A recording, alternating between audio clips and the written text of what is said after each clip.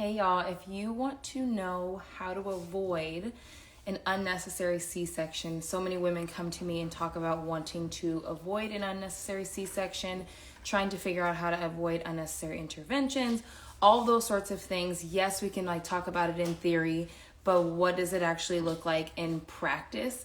That's what we're going to talk about tonight through somebody's birth story who I was so fortunate to be able to support. And so we're going to talk all about that because I feel like the best way to learn is through an actual story. And I have so many more stories to share with you, but tonight we're going to talk about this family and how they were able to avoid unnecessary interventions even when the birth plan completely changed. That being said, I want to know what questions y'all have.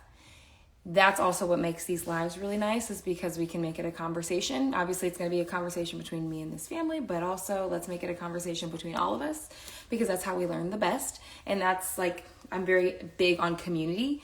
So this is the community that I want to be able to share all of these things with and have conversations with. So as we're talking, make sure that y'all ask questions as they come up and all of us will answer them. So I'm gonna bring them on.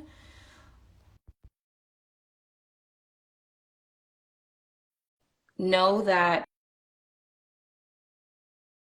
everything that we talk about is all going to be related back to the course, Work Your Birth, the community, all of those things. This family is one of the families that was in this, well, they're still in the community, but we started in the community together.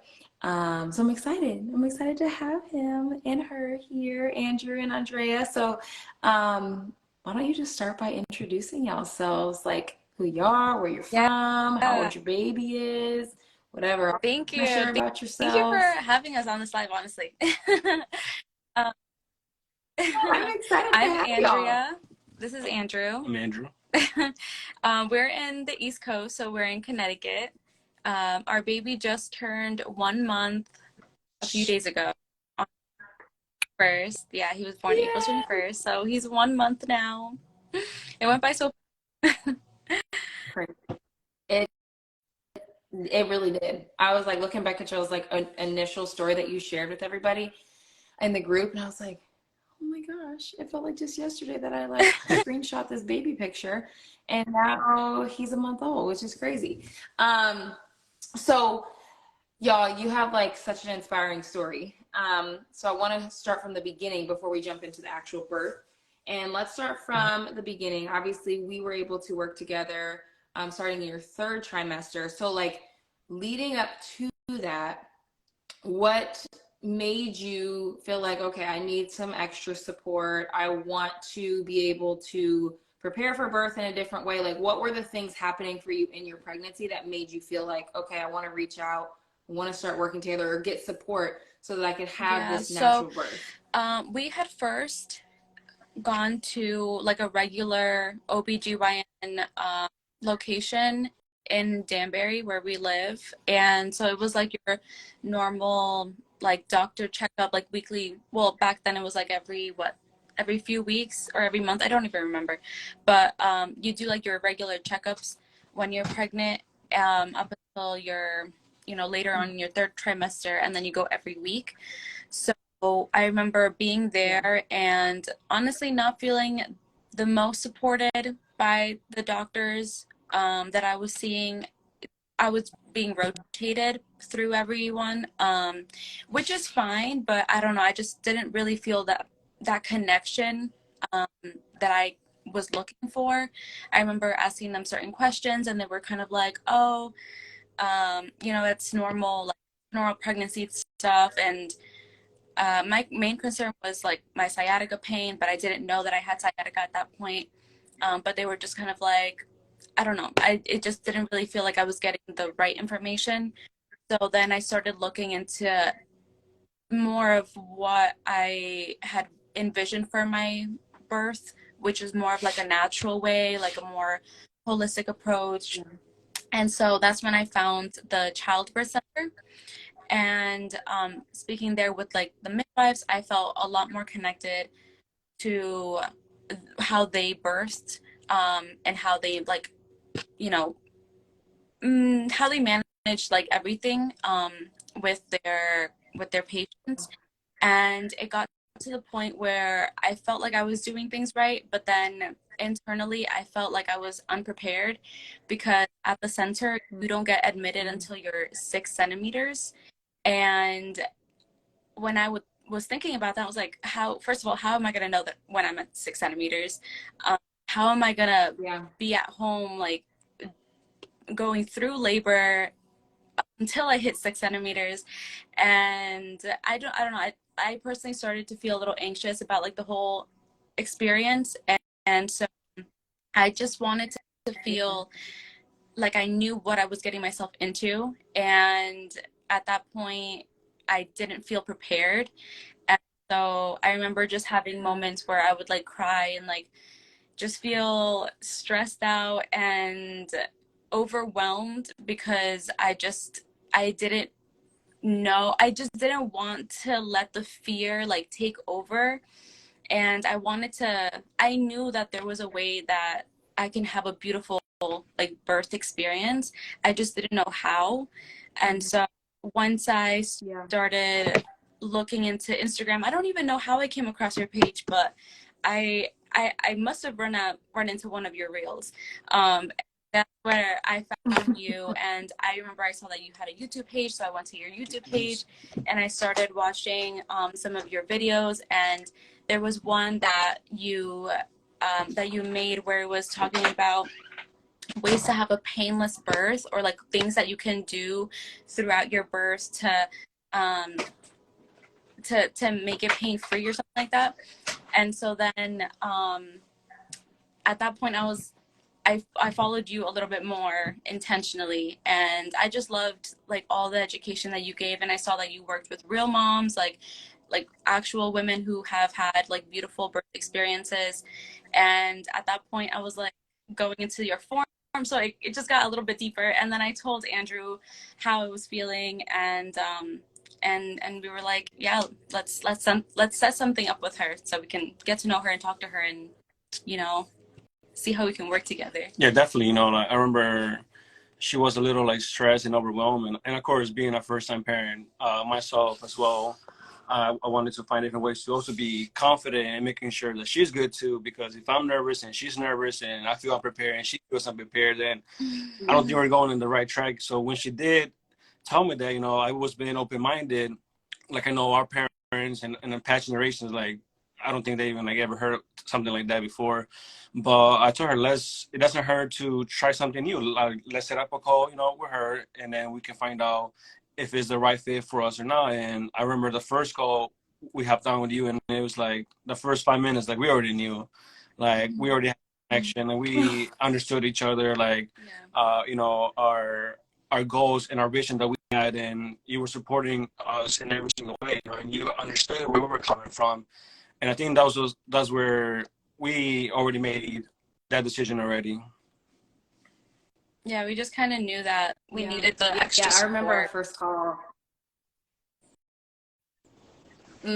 Yeah, I remember our first call, and I was like I already feel connected. Like I feel like we're family already from that first initial call. And I was like, yeah, like we're gonna make this happen.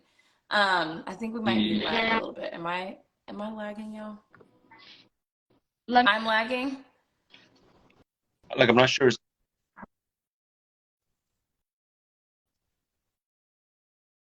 Yeah. Should I join my phone? Maybe.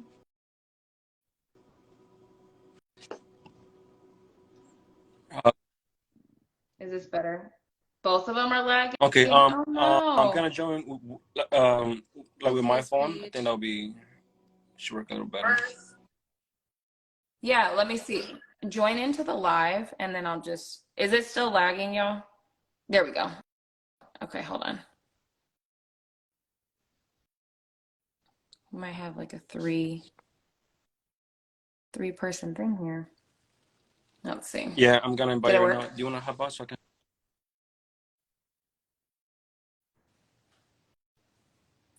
Not this. Sorry, y'all. There we go. There you You're go. back on Oh, now? sure. Much better. There you go. Yay! All right. Apologize for that. Great. Okay, great. Okay, so yes, thank y'all for the feedback, please. So now you mentioned a few things. You're like, I knew that I was overwhelmed. I knew I had some anxiety, and I knew that I wanted to have this birth experience. I knew that I could, but I had no idea how. So what I want to dive into a little bit just for a second before we kind of jump into like the how. Where were your fears coming from? Because I talked to a lot of families, and obviously I connect with a lot of people, and all the women who are on this call who are probably expecting have some kind of fear that exists.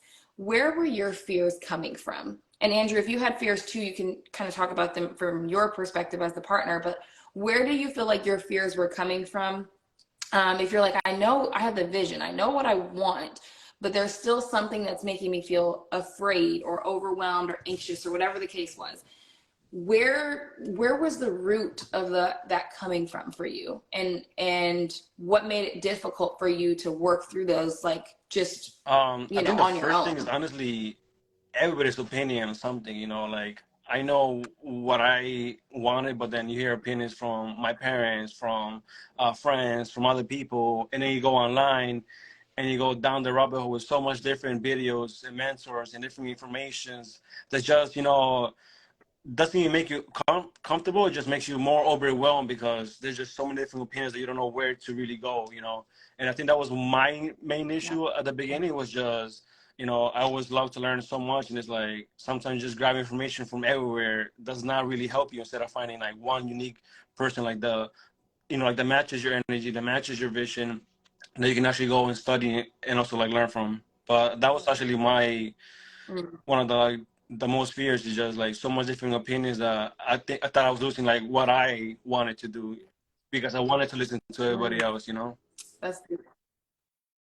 For Yeah, me, yeah. And what about you? so this is based off of the conversation that we ended up having on the Zoom, but I realized then that it was like stemmed from my mom. So I realized that, my mom did everything that she could, being an immigrant in the United States, not knowing how to advocate for herself, not knowing the language, her literally being here by herself with my dad, and knowing that, maybe she could have had a beautiful experience with her pregnancy and avoided like 3 C-sections like back to back with my siblings.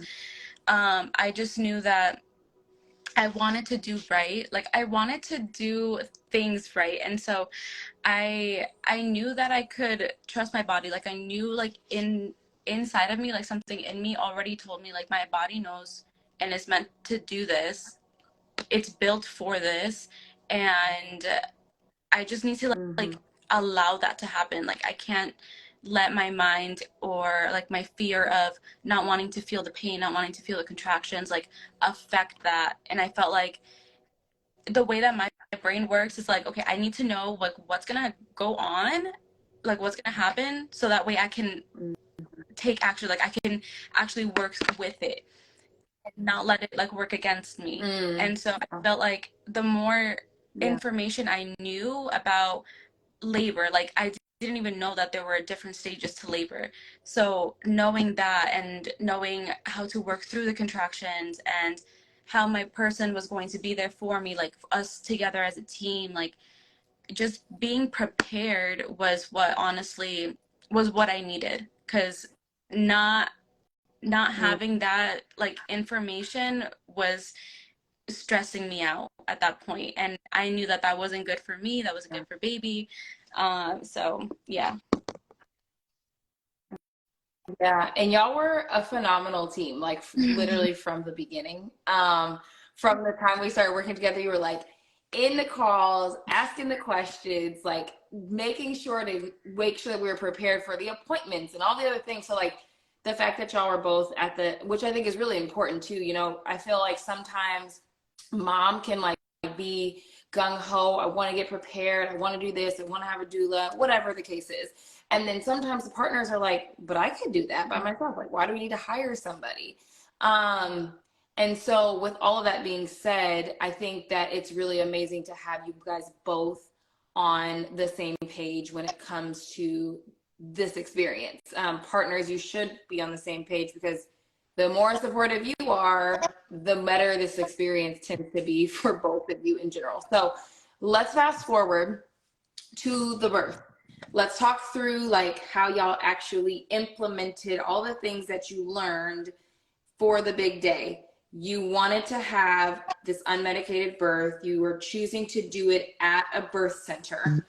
Tell me, like, well, not me, but tell everybody where the story started. How did you know you were in labor? And then walk us through like all of the ups and downs that happened within this journey.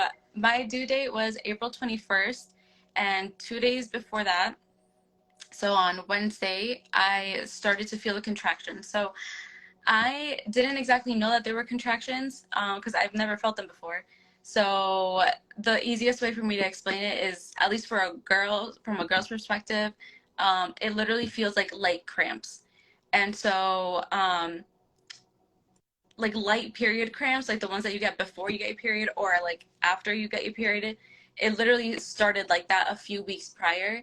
But this specific night, I remember it was like the middle of the night, and I remember feeling 3 of them, and they were kind of like light, and I was asleep, but like my mind was awake, like it noticed it.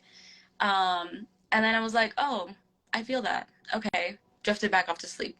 And then I felt that 2 more times. And then I remember he went to work, and then later that morning, it was probably like on the verge as I was waking up, I started to feel them again. And this time they were a little bit more consistent, but they were still super late. So at that point I was like, Andrew, I think maybe I might be getting contractions. Like, I think it's possibly starting. And I started to time them, but then I remember what you would tell us is like early labor, like don't time it. Like you don't have to do that.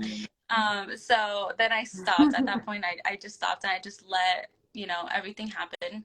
So that entire day, I was feeling the contractions, and I was like in full nesting mode. So I wanted to like clean our space, like do a deep clean. And so we were like sweeping, mopping. We finished like doing the baby's laundry and everything like that. Yeah, in early labor. Okay. Yeah. Okay. Okay. So for those of you, I don't want to cut you off, like but just a second to say this, y'all. If she's cleaning, folding laundry in early labor, now of course this is not every single person's experience, but for those of you who are afraid of labor and they're like, when am I going to know that it's going to start, or like, is it going to just catch me in my tracks? Like, here's an example of how mild early labor tends to be for a lot of people. Like, do I want you to be just up and like doing a bunch of stuff? Probably not, right? Rest might be better. But if you get the urge and you want to do these things, like do what you're still capable of doing these things that are not going to require a lot of energy out of you. So I just wanted to call that out, because so many people are afraid of labor, and you're like, yeah, I had to finish this stuff. I had to finish organizing before this baby came, because why not? So anyways, continue on. We are doing laundry and we're cleaning up. And so I still felt them, but it wasn't anything that made me stop. Like you said, it didn't like stop me in my tracks. I was still able to function like through it. Yeah. And it was like a good way to have her distracted from us having to time it. So we just went back to like having another normal day, having fun, looking at his laundry, looking at his new clothes, his baby clothes. So it was like mostly enjoying it, and not like that we had to do it. It was mostly enjoying it, relaxing, like already picturing like, his first, outfit that he was going to wear. Oh, yeah. So it was like we ordered food and like just have like a chill, normal day, like nothing else was happening. But it was a good way to just like steal some time as well. So that was like in the beginning, like the first chunk, like a good portion of the afternoon. Then in the evening, that's when I did start to feel the contractions a little stronger, but they were still very far apart. They were like 25, 30 minutes apart. So I remember my sister-in-law was in the room, and I think my mother-in-law was in the room too with me, but we were talking, we were just having a conversation, and she was asking me like, how does it feel? And I was telling her like it literally feels like period cramps. But at that point, when I got the contraction, I needed to close my eyes. Like I needed to really concentrate through that. And that's when I started to notice like the intensity, like it was gradually like getting a little bit stronger. At that point, I needed to like really focus. I closed my eyes, like I breathed through it, and then I was able to continue on like the conversation with her. So that was like the first night, and that happened like until the following day. I was able to lightly sleep, right? Were we able to sleep that night? I think I was. By Thursday, that's when they really started to kick in a lot more. Yeah, the next day. Yeah, because I remember by around like it was normal from like 6 to around like 9:30 to 10 when it really started to kick in, and we were like, okay, like now it's coming. So then I kind of had to sometimes help her, just focus back on her breathing to make sure it was good. So like that was my job as a partner to make sure that she was good, she was focusing back and just being herself, and that we were gonna go through this together, and that she's not alone. Obviously, that was the main goal that I always had to do. And the second night, though, I was a little nervous of falling asleep because during the day I started to feel the contractions stronger and a little bit more closer together. And I was getting nervous because I was like, I'm not sure if I'm going to be able to sleep. Like I was kind of dreading the night, honestly, because I just didn't want to lay down. And I felt like when I laid down, I felt the contractions more. So we distracted ourselves. Like we put movies on. Like we watched Ocean's 8 while I was while I was in contractions, like on my birthing ball. Like I was going through that, and then I remember we put Rio too, and but I couldn't finish like the movie at that point. Like I remember, I think it hit like 5 a.m. ish, and I was experiencing them a lot closer together and a lot stronger. So it was like 10 minutes apart. I want to say maybe 10, 15, but they were, no, probably closer to 10, but they were strong. So this is where the mindset comes in, because you really do have to have a strong, focused mindset. And at least with Chanel and we share like the same faith. So I definitely leaned on God's strength. I downloaded the Christian hypnobirthing. It's like an app. that was good. That was an So amazing good. app. Oh my gosh, so good. It helped me so much. There was a specific one that was for labor, and once I heard that one, I just kept on repeating it over and over and over again. You memorized it. Yeah, no, that one was amazing. And it was just beautiful, like the affirmations, like the confidence that I also got with listening to the message, because it was more so talking about like trusting your body, like like knowing that baby knows exactly what it needs to do, your body knows exactly what it needs to do. Like one affirmation that I absolutely loved was saying, like the contractions aren't stronger than you, they are you. And so that was just like in my head. I remember every time I would get a contraction that really hurt, I would started saying, I welcome this, I welcome this, I welcome this. And I would say, thank you, God, thank you, God, thank you, God. And I remember, I mean, don't get me wrong, like there were moments where I did let the contraction get the best of me and I would cry. But Andrew like helped me so much. Like that's what your support person is meant to do. It's like be there for you and help you get back into like your zone. Yeah. And so him breathing with me, him guiding like the breath, me locked eyes with him, like, and it's such a beautiful connection that you really do build through that experience. And I honestly feel like it brought us a lot closer together, because it's like it's you two. Like nobody else is there with you. It's literally you two. And again, like we were home up until the following day. And so yeah, that was Thursday. So this is leading into like Friday morning. So Friday morning was my due date, and our midwife had actually told us, instead of us coming in on Tuesday like that week, come in on Friday on our due date so we can do a non-stress test in case baby's not here yet. So I was already in early labor, and we had already told our midwives that we were experiencing early labor. And so they knew that we were out there, you know. And so I asked them, well, I asked Andrew to call them like around 7 a.m. ish if we can go and get checked, because at that point contractions were coming in like every 5 minutes. And so like 3 to 5 actually, right? Yeah, but before that too, like, cause pretty much going into Friday morning, like the contractions were coming in very strong, like all night. Obviously, we couldn't sleep, so we were there, you know, just supporting her, finding different ways. I remember I did fall asleep. I'll say for like 30, 40 minutes, because we were like almost like a day and a half, 2 days without, and then Somebody and had to I get remember it her up. sitting on the ball, and then I remember just like, I don't know if she like hit me or slapped me. She's like, I need your help. And I was like, it was like just a rush. Like, yes. Like, you know, I felt like I just closed my eyes. And I knew it was like, you know, getting stronger, you know. So obviously I had to get up. We had to, you know, continue what we were doing. I remember we did go take a nice shower, which she recommended, because everybody has different ways to, like, you know, deal with those emotions. So we're okay, let's try different things, you know, like it's not a point of just sitting in bed or on the ball and just, you know, experiencing the same thing. So we went to get a shower, which was great for you, because kind of they helped her out a lot. I was just giving her a little massage as well, to making sure she was good.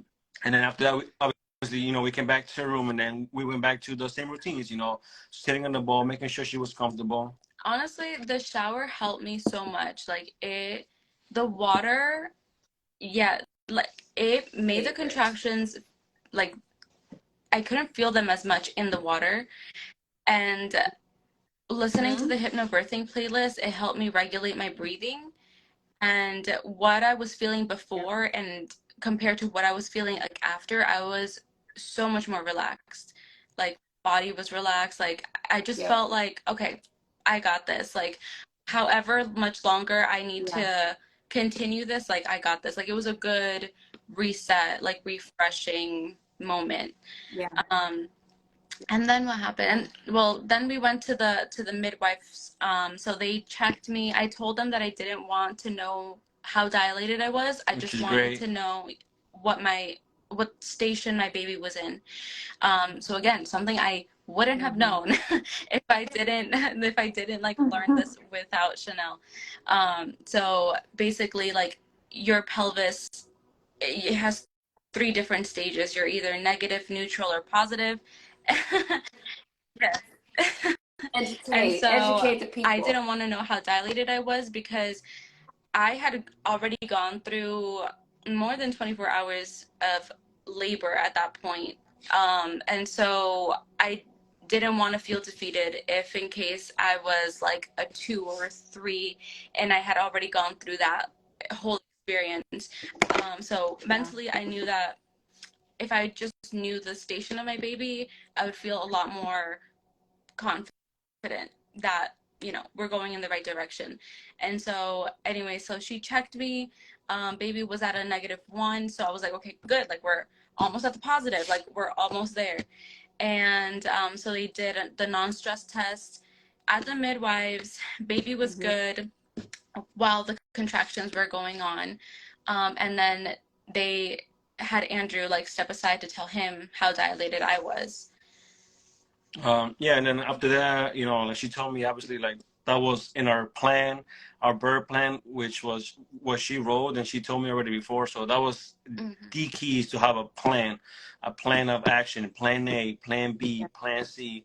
So that was what built me so much more confident as well, because I knew exactly what to do of any situation that was coming our way, you know. So when we went there and she told me, then I knew, okay, like we had to go back home. So they gave us an option to either go upstairs in the room and walk around, or go back home, to our house. So I was like, okay, let's just go back home.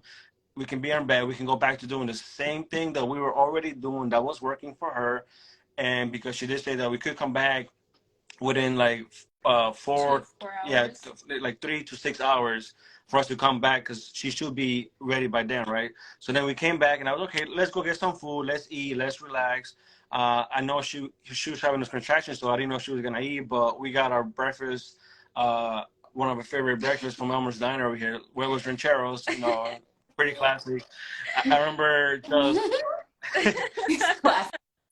I remember she laid down, literally laid down. I took out all the food, put it in the bed next to her, was ready, was gonna call her, but she was sleeping. So I was like, there was no way I was gonna wake her up. If she could sleep for 5-10 minutes, I was taking that. So I was like, perfectly, let me just eat, and then if she wakes up, I'll help her eat.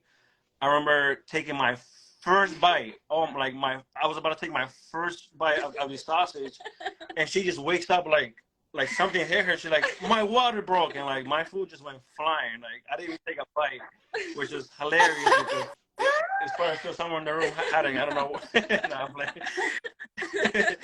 But she's like, my water broke, and I was like, it's okay. I kind of got a little bit of shock. I was like, you sure? She's like, yes. I'm like, okay, baby, let's go, let's get up, because she told us, if the water breaks as well, that's when the contractions start to kick in a lot more. But yeah. And I felt that intensity. Like once my water broke, I don't know if it was the adrenaline or if like that's what naturally happens, but the contractions got like it doubled. I stood up and I was shaking, like my adrenaline. Oh my goodness, I was shaking and I started crying. And I don't know, again, maybe I was nervous or maybe it was like, I don't know, but I definitely started to like hyperventilate a little bit too. And that's when Andrew was like, baby, like we're almost there. Like baby's almost here. Like look at me. And then he started breathing and I started breathing with him too. And again, like that got me to calm down a little bit. I just hated getting into the car. Like getting into the car and going to the midwives the first time hurt. It was super uncomfortable. And the thought of doing that again, like bothered me so much. Like I cried before getting into the car. And so, yeah. And it's like 5 minutes away too. So it's like down the street. But yeah, so we got there. My mom was waiting for us there. Andrew's bringing everything in. We go into our room, and the same midwife that did the non-stress test and checked me earlier that day is there again. So she's asking me if I feel any rectal pressure, and I tell her I do feel it a little bit. And so she grabs like the peanut ball and she tells my mom to do hip squeezes. So I'm on the peanut ball, my mom's doing hip squeezes, and then she asks me if I'm feeling rectal pressure, and I'm telling her yes, a little bit. So she was like, would you mind like me checking you again? So I wanted to say no, but something inside me was just like, okay, sure, like I guess just check me, I'm fine. So she did a cervical check, yeah. And she said, like, there's she said, well, like, not to freak you out, but baby had pooped in you. Unfortunately, you're not able to birth here anymore. You are gonna have to go to the hospital, but you're 6 centimeters, so like you're almost there. So at that point in my head, I'm like, okay, he pooped in me, so what? Like I can, like, what does that matter? Like I was just getting a little frustrated at that point because I'm in contractions, like I'm at that point in active labor. Getting back into the car again, I was just like a little annoyed. Yeah, and that's definitely when I also had to take action, because I saw the vibe that she gave us, and it was like she was aiming to be as nice and as confident, to not have fear, but I knew she was trying to rush us to the hospital because something was going on, right? Mm-hmm. And from having a hole for months and months to having a plan that we were gonna go to the birth center, that we were gonna choose the blue room, which we had the blue room. Yeah. We had everything ready. I rushed with like backpacks on me, put everything down. We were doing the hip squeezes. Like the hip squeezes and everything. just so she can be like, no, you cannot birth here anymore. You got to go to the hospital, you know. So, yes, it was a little disappointing, but we understood that we had a birth plan, right? Plan A did not work, and that's fine. Obviously, that's what we wanted. That's what we expected, but it's okay. We understand things can happen at any time that we're not in control of. So I was okay. That's when I looked at her because she looked obviously like a little annoyed, and she had any reason to because everything she was going through, plus rushing here, not having to go back to the hospital, go in the car, and all that. I told her, I'm like, baby, like, we still have the same plan. Nothing's gonna change. We have our goal. Nothing's gonna change here or there. We're gonna go with our plan, and that was it, you know. But I knew there was something going on because, like, the way, you know, like, and she did great because she could have been like more nervous, and like, it would have made her most even nervous. But I was not aiming, you know, like I didn't want to become nervous because putting her on that stage and us, it was not gonna go good, you know. So that's when we were like, you know, like we rushed to the hospital where doctors were already there. Yeah. Well, so yeah, so they admitted us. Well, they put us into triage first. I was laying down on the bed. Nurse came in. She did the same like non-stress test. So they had a heart monitor on the baby, and then also one to track my contractions.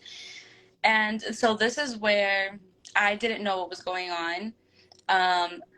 But so the only thing that they were telling us was that baby wasn't liking, baby was not happy. That she was just saying like maybe the position that I was in, but like baby wasn't happy. And so she tried to like have me move positions. And if you're pregnant, towards the end of your pregnancy, you know that like even shifting like from one side to another side literally takes like 10 minutes. Like you have to go slow because it hurts and like the weight of the belly. Yeah. And at one point she told me, okay, you're gonna have to move. And she was very like rushy and very pushy and for good reason, but I didn't know why. And I remember at one point she literally just like flipped me over. Flipped her over. I was pissed. I gave her the death stare. I was like, be a little gentle, please. Rightfully so. And again, but I didn't know what was going on. So I had actually, you can go ahead because he knows. Yeah, you know, like as soon as she, you know, flipped, which was kind of bad. She literally just grabbed the man, like flipped it to the other side because the way they were saying is like the baby is not like in that position. And I saw her stare, like she wanted to punch her. And I was like, baby, look at me. It's okay. Because what she wasn't looking at was that the baby's heart rate was going from like 120 to 130 all the way down to 60 in like matter of seconds. a matter of seconds. And that means that something was going on with the baby, which was really bad because I don't know where like 3 more doctors rushed, but not really rushed. You know, like they didn't want to come in like too crazy to scare us. But I already felt the room, and I knew something was going on, especially with the heartbeat going from like 120 to 130 all the way down to 60. Like that's when like fear came into my, you know, to me for a little bit. But then I knew I had to snap out of it. I knew I had to get out of it because I needed to be there for her because she didn't know what was going on. So I needed to control myself and control the room so she doesn't, in a way, find out and, you know, get her scared or having to cry. But I knew it was a serious situation because, like, obviously, like the heart rate was dropping too much. And they were already talking about C-section. They were already telling her about this and that. And we had a plan already. At the end of the day, they even came with the paperwork ready to sign this in case she passes out and they have to go through a C-section. So like all the doctors were already recommending us to, you know, to get ready for that. And it was tough, you know, like emotionally to be, you know, to seeing your baby in that position and also to make sure you're strong for, you know, for my girl. It was tough, honestly. It was very tough. You know, thank you for you. Like I built the confidence to understand that like I need to be there for her and my feelings and those emotions do not matter at that point because it's way bigger than myself, you know, than my selfish feelings at that point. And I had to put everything in the side for her and our baby, you know, and then, yeah, like they kept finding different positions because, you know, they were like, you know, the baby's not liking that position because it dropped multiple times from like 120 all the way down to 60, which is scary. So the doctors kept rushing back into like finding out what was going on. Yeah. But yeah. Yeah, and again, I had no idea what was going on. I we talked about this like that night, like after he was born. But in that moment, like me, like they were just telling me that baby was not happy, and I'm like, okay. Like my mind went straight to like advocacy. So when they were coming to me and telling me like talking to me about um they were talking to me about like C-section, I told them like I don't want one. And they asked me, or basically like what he said, in case like anything were to happen, like sign this. But then they also said like if in case like you don't want to, you can always say, you know, you don't want to do the C-section anymore. So I just like double confirmed with them to make sure that like I could override it like at any point. Like I can just say no, I don't want it, and they'll respect that, and they said yes. So I had signed it, but in my head I'm like, no, I'm not doing a C-section. Uh, and it was also like a tough situation because, you know, I knew how serious the situation was with everything going on. So like I understood where the doctors were coming in, and I also had to make sure that she knew that I was on her side too. You know, like she wasn't feeling betrayed by my actions after months of, you know, wanting this birth plan and having everything ready. Like I didn't want her to feel like I'm choosing the doctor's side, even though I knew the situation that was going on. I know I couldn't do that to her, so what I told her, my baby, like that's just in case. That's the last thing we're gonna do. Right. Like, and I kept telling her the same thing, baby. We have a plan. We're gonna follow our plan, and that's it. Don't worry about that. That's like to the end. That like that's in God's hands. I told her that. I was like, that's in God's hands, baby. But we know what we want, and that's what we're gonna continue to fight for. To make sure that she understood that I was still with her, but also understanding that what the doctors were saying, because you know the heartbeat, you know, dropping down that much. I had to be aware of both options, and I had my ego in the way of, you know, of what we wanted as well, because it was like so much bigger than, you know, us at that point too. For sure. And I have a question. So when baby's heart rate was dropping, it was dropping low, but then it would come back up into that 120, 130 range. Is It would that stay kind of what there was for a little bit. happening? Like it would stay at 60, and that's what was worried, because it would go to 70, back to 65, back to 60. So it would stay there for a little bit. That's what the doctors were rushing, because if that was the case, then they had to literally just go open her up right away before the baby, Right. you know, Right. dies. And then it will go Right. back to 130, 120, but it wouldn't stay still for too long. It will only be there for a little bit. And every contraction that she had, Mm. it will drop every time. And imagine if you start getting that every 2, 3 minutes, and you're getting closer to, you know, to your Yeah. due time, and the heartbeat just keeps Yeah. dropping. It was a very like emotional situation as well. You know, it was very tough. Mm-hmm. So Yeah. then So then what they happened? admitted us into a room. So we walk there.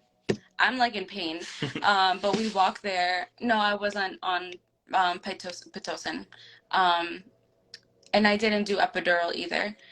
Naturally. Yeah, so we go into our room, and immediately I wanted to just go into the bathroom. I felt like I just needed to like have some space, because coming from home and it being just us to literally being bombarded with like so many doctors and nurses and like everybody like coming in, I don't know, it just felt like a lot. I just needed to be alone with Andrew for a bit. So I went into the bathroom for a little bit. Then as I came out, they put the IV on me.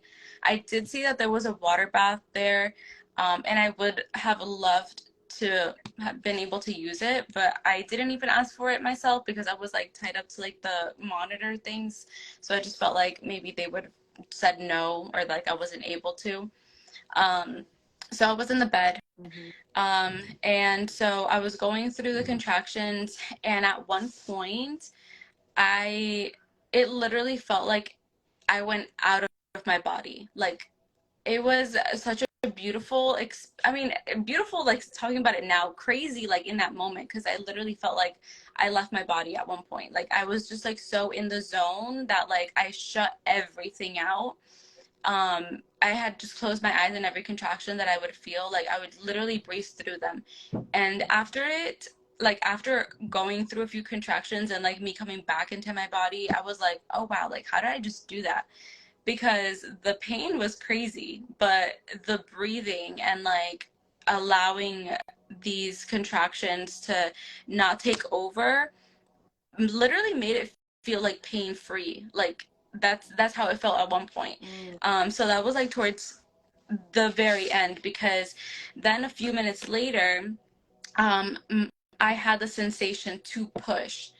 And my mom even said, she was like, if you feel like you want to push, push.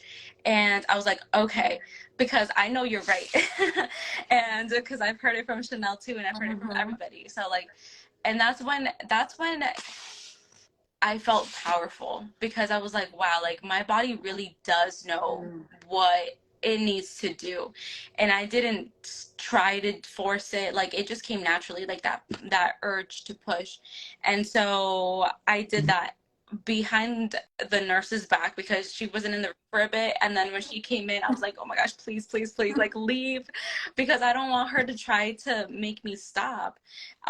Which she was. Yeah, at one point she did catch me. And she was like, don't push, like you're gonna hurt yourself. And I was like, my body's telling me to push, like I need to push. And she was like, you can hurt yourself or whatever, whatever. And then at one point, I think she called some people in, but I don't. Then at that point, Yeah, like also like I wanted to add as well is like that's key to learn the. You can say what you want to say, because like, at the end of the day, it's like you guys are going through it, not them. So you have rights. You can stand up for yourself. Don't be intimidated by anybody. It doesn't matter who they are, you know. And like that's bringing power to us, to yourself, because you shouldn't let anybody manipulate you into thinking what they're right, when like you guys are the ones that have been working on that for months and months and months to come, you know. And I think that was the most beautiful thing, because we were able to say what needed to be said. And she, you know, like she did come to the room and tell her, stop pushing, and you know, she was like, my body's telling me to push. It's telling me to push. And that's where, you know, we went through, you know. yeah. Then I think she called in like the other people, because a huge wave of people started coming in. Like I swear, like it was like 8 people that came in, like doctors, nurses, assistants, I don't even know. In a second. Yeah, in a second. It was like, and so one of them, they told me again, they were like, we need to make sure like you're at 10 centimeters. And then at that point, I felt the urge to push again. So I literally screamed out, like, I need to push. Like my body's telling me to push. And then I feel somebody's hand just like go in me. And and then they're like, she's +3. And then at that point, I'm like in my head, like, yes, like I knew that. Yeah. Just told you that, friend. So they put the little leg things up. The doctor was like, put your legs on here. And then one of the nurses, I think she was the nurse, but I was literally telling her everything that I wanted. I was like, I want to push with my knees in, ankles out. And then she like was asking me a few other things, and I told her, I was like, Andrew's gonna cut the cord. I want delayed cord clamping. Don't touch my placenta, like I'm gonna encapsulate it. I was like, I want skin to skin immediately after. I want like the test to be delayed. Like I want my golden hour. Like I was literally telling her everything that was in my birth plan, in case they didn't read it or in case it didn't get to them. We gave it to them Good for too, because you. we had multiple copies. We gave one to the birth center, which I think we forgot, but then we had more copies. So we're like, here, this is our birth plan, and this is what we want to go through. You know, this is what we want to experience. Yeah. And so then at that point, like the main doctor, he was guiding me through the pushing. So I was like bearing down, like pushing. I didn't get to push the way that I wanted to, or the way that I would have loved to push. Like I did it on my back. But if you get the chance to push naturally, like allowing gravity to help you, not pushing on your back, do it, because that's the way that you're meant to. I pushed on my back, but it was literally at that point, like it was like I couldn't get up out of the bed. So and like also like the situation that we were going through as well, with his, you know, like heartbeat, while she was pushing, it was still dropping. Like that never stopped. It continued to go. But again, like I had her face to face, locked in eyes, because I didn't want her to look at the monitor next to her to see the heart was still dropping back to the same thing it was doing for the past hour. I wanted her to just focus on me, and I was like, baby, this is our final push. This is our final like step, stretch. Like we're here. We waited 9 months for this, baby. Like we're ready. Let's go. Let's do this. You know, and she did amazing. And I'm still like just amazed of her power, her strength, which I knew she already had, of not taking no medications, not wanting to have anything injected to her, because they did offer her, and she said, no, we're doing this with our birth plan because we already knew what we wanted. Yeah, don't get me wrong. Like at one point, like even though I said no, in my head I'm like, should I? But I was like, no. Like I got to this far. Like let's just cross the finish line. So yeah, and then I started pushing, and then after a few pushes, I would only push with my contractions, and when I felt the contractions, like my body naturally like told me push, or naturally pushed, and I just did it too. And so after a few pushes, they said that they see a hair, and then they see the head. And then I felt his head too, because everybody was like, he's right there, and I'm like, really? I was like, can I feel him? So I felt him, and then that's when it made it feel even more real. I'm so happy you did that. I'm so happy you did that. There's so many clients who I work with where I'm like, he's, you know, he or she, baby's right there. Like, do you want to feel, you want to reach down and feel? And they're like, no, that's weird. But then the moms who do, one of the moms that I told to do this is on this live, or she's like watching at least. And I was like, just reach down and feel his head. And she's like, oh, he's right there. And then you get that extra you get that urge, and you're like, yeah, okay, literally it was beautiful. Like I don't know, I was just having fun with it too.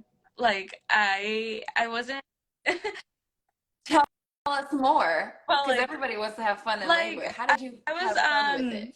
Well, for example, when they were like, he's right there, I was like, really? Like, can I feel him? Like, I don't know, like I had more of like a lighter like energy, Joy, a lot more, like joyfulness, with like bringing him in. Even though, like, you know, I was feeling the contractions at that point, like the pushing part really didn't hurt. It was just like I had to push. And so the contractions, even though, yes, I did feel them, like they weren't how they were feeling before. So I just knew that baby was around the corner.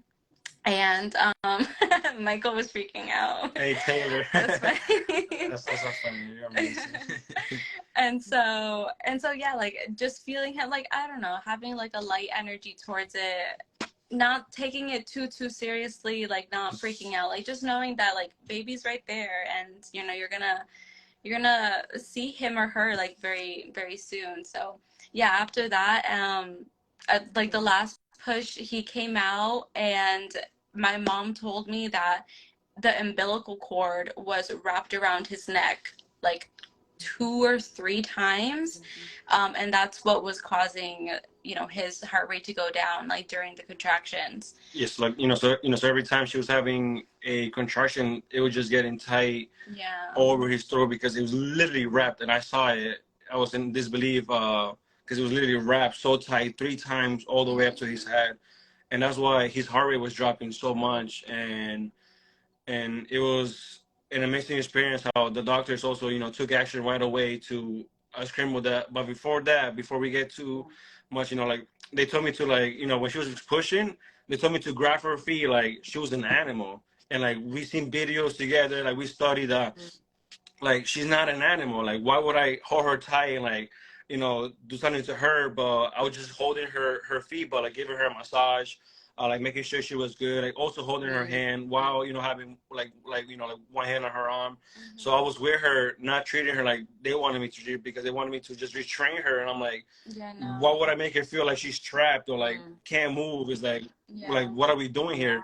And that's where I learned from you, you know, it's like we can't do that, which, you know, like, you know, like we've seen a lot of videos where people have no idea of that, and like they let other people manipulate them or tell them because they're doctors, oh, they're right, they're right, and like it's not like you have rights too, you have feelings too, and like you have a say because at the end of the day, it is your baby. Like you made that, and they will never understand that, you know, until they obviously they have their own babies, but like in that situation is us, you know. Yeah. And I never felt like constricted in any way while I was pushing. Like, yes, like they told me for me to hold my legs back. And I'm like, I can't do that. So I was like, Andrew, you're right here. Mom, you're right here. But they never like pulled my legs back. Like they were just like there, like just literally like just touching me. And yeah, and then immediately after they handed him to me. Andrew, like we waited until the cord stopped pulsating for Andrew to cut the cord. They waited for the test, like they didn't touch the baby at all. We did golden hour. Wow. Yeah, like all the doctors had left soon after. They gave us our placenta, and we were there with the baby for like a good time until the nurse came in and helped me latch, I think, at that point. But yeah, it was a beautiful experience. Also the crying thing, you know, like you know how they want the baby to cry, and they were all just touching him and grabbing him, and that's what we learned is like babies knows their mother most. Like they know their voices, they know like they can feel them. So what she said is like back up. Like there were so many doctors trying to touch the baby, trying to make him cry, and she literally just like, you know, a mother, back off, give my baby to me, let me hold him, which she did, and then literally, and she was talking to him because your baby's gonna know your voice. It's your baby, she or he knows, and not even 5 seconds after, started crying. Yeah, and oh my God, I love that. Like right before we went through our labor experience, you had actually brought this up in one of our calls, and that's where I literally got that from, because yeah, when he came out, he didn't come out crying. And the crazy thing is I actually had a dream that I had birthed my baby and he came out peacefully, like he wasn't crying, and when he did cry it was more of like a peaceful cry. So like I don't know, everything just kind of like tied in together. But back into like real life, when he came out, he didn't come out crying, and that didn't worry me. But when they placed him on my chest, they were like, you know, trying to take all the goo out and everything like that, and I was like, it's okay, like I got this, like it's fine. And yeah, like I was just talking to him, I was like, hi baby, like it's mama, like, you know, give me a cry, like I'm here. And then yeah, and then we heard him cry. A few seconds after that, he just started going. Oh my God, y'all, literally, I mean, model of pure strength, power, faith, like trust, confidence. Like there's just so many words that I could use to describe y'all right now. And I hope that everybody who's listening just like witnessed the true power of birth and a supported birth. Like, I mean, I just have chills for so many reasons, but y'all did that. Like y'all really did that. And I'm sure there's a bunch of questions that people have on here, which I saw one or two that I'll respond to, but like, I just want to know how, for both of you, because there's two different perspectives here. And Andrew, you kind of explained yours a little bit, but like for both of you, how did you get to a place faithfully, emotionally, and mentally to hear this news, right? Of, okay, your baby's heart rate is dipping. We're even preparing you for a C-section. To hear all of this information and continue on with, no, we're fine. Like I'm gonna remain calm. I'm gonna trust the process and not go into the mode that a lot of us probably would have gone into, the mode that I went into my first time around, which is like, oh my gosh, no, just anything to save my baby, right? One thing I will note here for those of you who are asking about why the baby's heart rate drops, There could be a variety of reasons. Yes, baby can maybe not like a particular position, and that position may not make baby very happy, like they explain. The other thing is when your baby starts to have head compressions as they're getting lower into the pelvis, a lot of times when you start pushing and or when you're getting really close to pushing, your baby's heart, you may see a bigger dip in the heart rate because baby's experiencing head compressions, and that is a sign that your baby is dropping lower into the pelvis. What we want to see is that the heart rate comes back up, that we don't stay there, but the heart rate comes back up, because that's a sign of, head compressions happening during the contractions. That could be one of the reasons. Obviously, we see now that the cord baby had a nuchal cord, which is the cord wrapped around their neck. Hopefully y'all saw here that is not an automatic reason for a C-section, okay? Like my baby's cord was wrapped around his neck. I believe Harper's might have been wrapped around her neck. I can't remember, but that's not a medical reason for a C-section because of a nuchal cord. The way that the nuchal cord is created, or your umbilical cord, is created, is so that even if it is wrapped or in a knot, in many cases, not all, but in many cases, your baby can still be okay through that. But of course, when a contraction happens, you may see some more of that distress if it's really tight around their neck. We just want to see it go back up. So there's a little piece of education for y'all. But besides that, let's go back to the question. You hear this news, you're not in your original birthing location, right? You've already moved out of the peaceful place that you wanted to be in. You got all these people. Now they're telling you to sign all this paperwork on contractions. Like, what did it take in the both of you to stay the course to the point where you were feeling peaceful and in bliss and in joy when you were like getting ready to push this baby out with 8 to 10 people standing over you? Honestly, I am a very godly, like focused, faith-based person in general. Like I know that I have my strength, but I know that his strength is so much bigger, and I know that like he's just with me. And so on that part, like where everything was happening, of course there was a moment where I was like, when they told us that we couldn't birth at the center, I was like, why? Like, oh my gosh, like no, like I don't want this, like I don't want to birth at the hospital. But then after realizing, like, I know that everything happens for a reason. So knowing that and believing that like everything is always going to work out, it's going to work out, like that was honestly what was keeping me peaceful and trusting that everything was going to be okay. Like I didn't really put any negative thoughts or like any negative thoughts in my head. I was just like so in on like the contractions and what I was experiencing at that moment that I didn't really, I don't know, maybe a good thing, maybe a bad thing, I didn't really take what they were telling me seriously, because at the same time I didn't really know what was going on.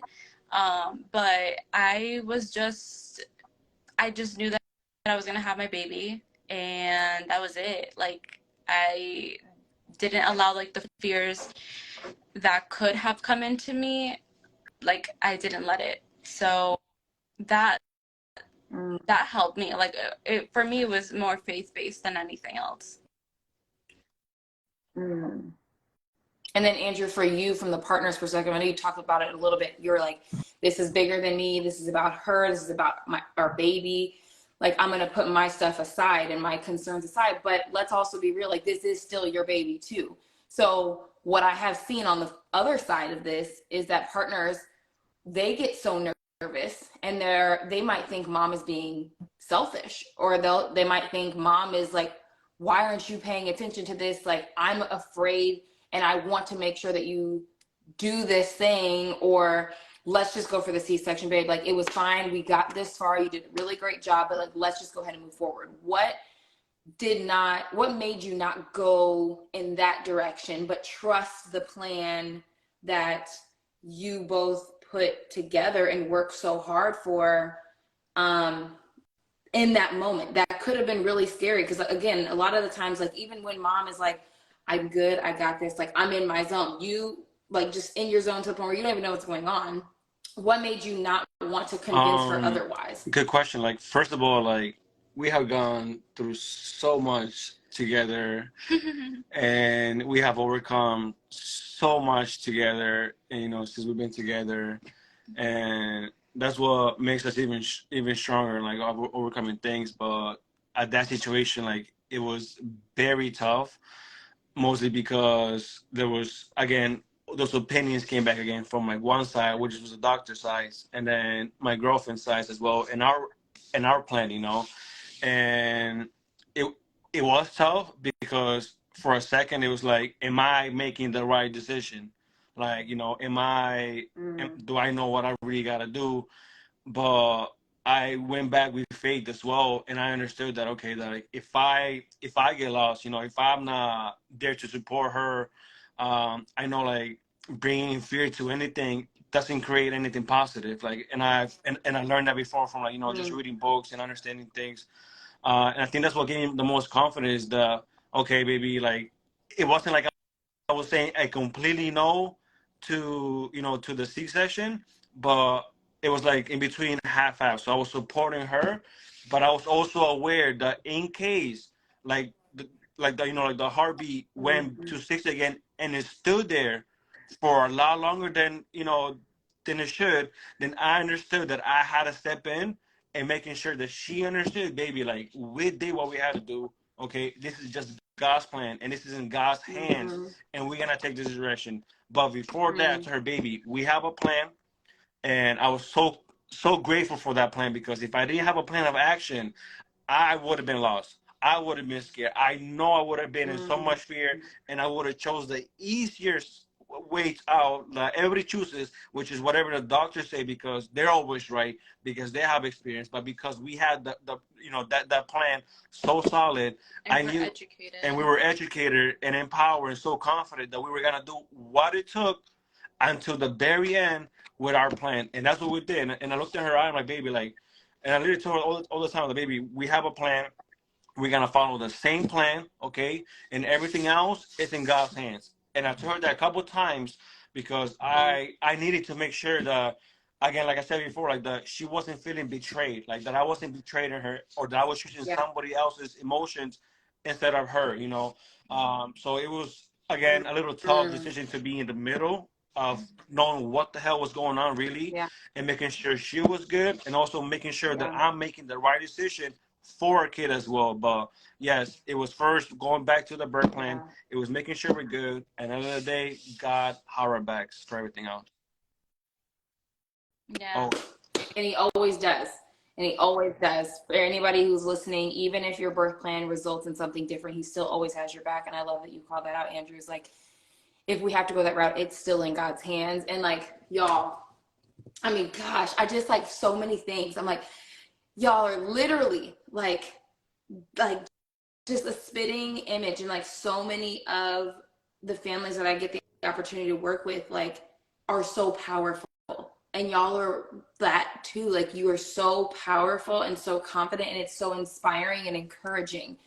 It is encouraging to see a family who is so trusting of one another in moments of stress, because that's labor. You're in a stressful situation, and just because it's at home doesn't mean there may not be stress associated with it, or big decisions that have to be made. And obviously the transfer situation could have completely taken you down, right? That could have completely taken you out, and just like whatever, like plan is ruined, but it didn't have to be like that.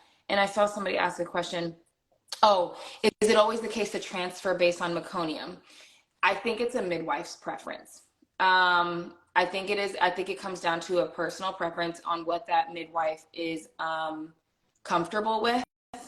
If you understand meconium aspiration, which is the concern for baby pooping in the womb while in labor, is that baby would ingest some of that meconium, and then could have a difficult time breathing, may need help with respiration or anything like that upon being born. Those things, like newborn aspiration, newborn respiration, and being able to help with the breathing, most and all midwives are trained in, so they can do newborn care in that way. I think it does come down to the particular midwife. And also, it's important to understand the risk associated with meconium aspiration, and the actual risk versus the relative risk, because people make it seem very, very scary, but and it can be like if your baby does have a difficult time or ingests any of the meconium, it could be really dangerous, but it also could be very fine too, you know, and the chances of it being fine are greater than the chances of it not being fine. And just baby may need a little bit more support or a little bit more time to kind of get that big cry out. In your case, that was your situation. I had another mom's story very similar to yours who was transferred for the same exact reason. And her baby came out, took a little bit of extra time to get that first big cry out, and then he was fine. So I do think it just depends on the midwife. I do encourage you to ask if you are delivering with a midwife. That's definitely a great question to ask them. If my water breaks and you see meconium, will that be an automatic transfer? That doesn't mean you need to switch midwives. It's just something to be aware of. And then also you need to, you know, ask if you choose not to transfer, you don't want to transfer, will they still support you? That's something that you definitely want to be aware of. But anyways, back to the end of this story. We're back home, you're a month in, you've reflected, you're in the thick of the newborn phase. When you look back over this whole journey, what were maybe 3 key things that helped you both really have this experience that you just had? One is get educated. 2, well, have you and your partner be aligned with like how you want the birth experience to go, how you'd like it to go. Have you both be like on the same page with that?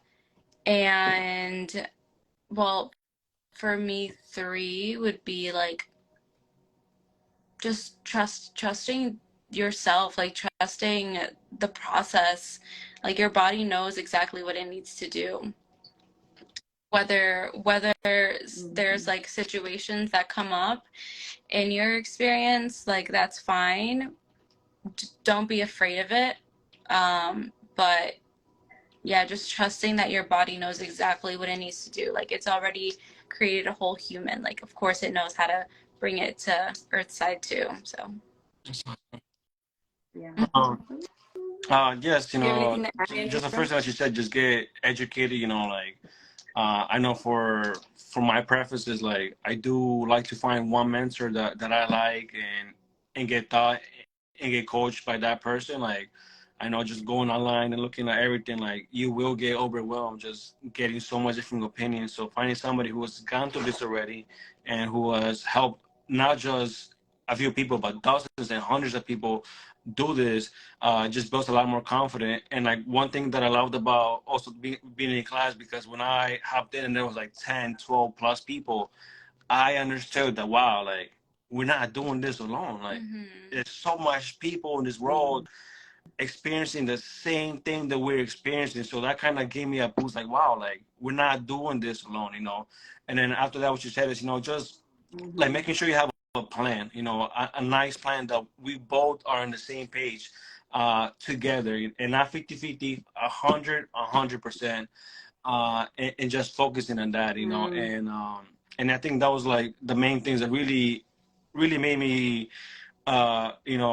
become so much ready for this, and for everybody who's listening to our story, like this is everyone's gonna have their own unique story, and that's okay because that's your plan. So don't go through this expecting something. Like don't expect anything other than what you have on your plan. And in whatever situation that God has for you, it's okay. It's His plan. Take it step by step. And yeah, that was like the best thing. yeah. I And love that. So I was I'm just so just gonna proud of you. say, Oh, and were you gonna say something it's else? just been really beautiful, like working with you and like the other moms too, because I could have just like watched the videos, like your videos, like on YouTube, but it's so different when you actually get to like work with the person, like working with Chanel, like like hopping on the calls like together with the other moms, like hearing the other moms' experiences of what they were going through. Like so, there were like two or three other moms that were just a week or so like a far apart like from me, and so like we were literally on the same boat together. And now like postpartum, they're also in postpartum, and like we're asking Chanel questions, and it's just like an ongoing journey of support. And so it's worth it. It's at least like from our perspective, it was like completely worth it, because we like our parents didn't have this type of information, so we really just wanted to get educated and empowered in a more detailed way. And so like it's helped us, it's tremendously. Yeah, and also like I wanna just thank you from the bottom of my heart for everything that you have done for us, all the families that we started, with this. Like we're seeing the pictures being posted on our Facebook group chat of like them being born, and everybody having a different experience, and everybody following their birth plan, even though again it doesn't always go as planned, but just having the knowledge, having the understanding, the what you can really do. It's just so amazing to like hear everybody's house story, how they were giving birth, and it was really beautiful. So again, thank you so much for always just being there for us, answering any questions you have for us, and shout out to everybody else who has been who are in the class or are going through this class right now or are thinking of joining the class. Is It's just amazing to have a support system of not just like Chanel, but so much other people as well that are experiencing the same thing you're experiencing. So you're definitely not alone. I love that. Thank y'all so much. I mean, I'm so grateful from our first call until now, and in next week when we talk, like it's just I'm just grateful for you, and thank you for trusting me in the journey. Thank you for trusting yourselves, trusting God in this journey, because this is really what it's all about. This is a spiritual experience. And when you said earlier, like this was like I felt like I was out of my body. And I'm like, yes, I felt that too. And then there's somebody else who said the same thing in the chat. Like, yes, I felt that too. And you can do that when you are so connected. Like you're connected vertically, right? God, you and your baby, and then you're connected horizontally with your partner. And that is where the magic happens. That is where you're like, this is the experience that I've heard about. This is the experience that I dreamt about. And so I love that. And your confidence just to talk to your baby, like, no, back up off my child. We're good. Let me talk to my son and we're going to be okay. And he was receptive to his mommy's voice. And I'm just, oh, some chills. I just love it. I'm just so proud of you guys. Thank you. Thank you for sharing your story with us. Thank you for giving us almost an hour and a half of your time away from your baby. Right now, I'm going to give you back to your baby because he, I'm sure, misses you both very, very much. If anybody has any other questions, drop them. This will be saved, but drop them in the comment section of the video and we'll all respond to you. If you have questions about getting support, you can DM me and I will be glad to answer any questions that you have. If this is the kind of experience that you desire to have, I would love to walk with you in the journey and be there right alongside of you. I only take a few families a month just so I can work closely with each family. So if that is you, just make sure to reach out to me sooner rather than later, and we will figure out a way to get you the birth that you desire, just like this beautiful family here. So with that being said, good night. Thank you again. Thank y'all for joining us tonight. And please save and rewatch this before you have a baby, just to get that extra of encouragement that you need to cross over into the parenthood journey. Thank you so much. Thank you for your time, and thank you for everybody here who's investing their time to learn I'm so grateful for you guys, as well as our friends. I see a lot of our friends here too. Thank you guys so much. We love every single one of you guys. And thank you so much. Have a great night. Bye. Good night.